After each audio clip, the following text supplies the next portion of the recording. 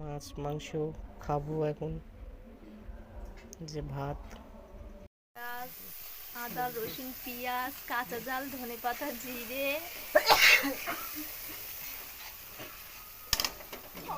এ করে নেওয়া হলো, ভালো করে মশলাটা ভালো করে, চিকেনের মশলাটা ভালো করে ভেজে নেওয়া হলো, লবণ দেওয়া হলো, হলদে দেওয়া হচ্ছে,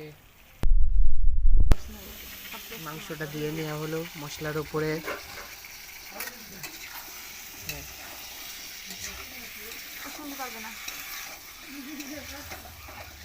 মশলার উপরে মাংস আর আলুটা দিয়ে নেওয়া হলো।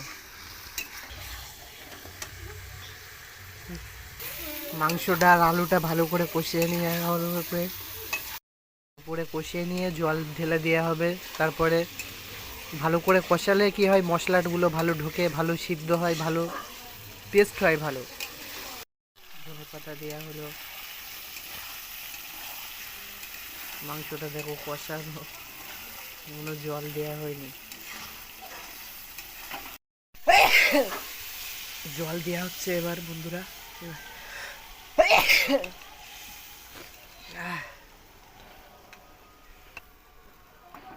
দেখো কত সুন্দর কালার হয়েছে, দেখো ওয়ান্ডারফুল বিউটিফুল কালার।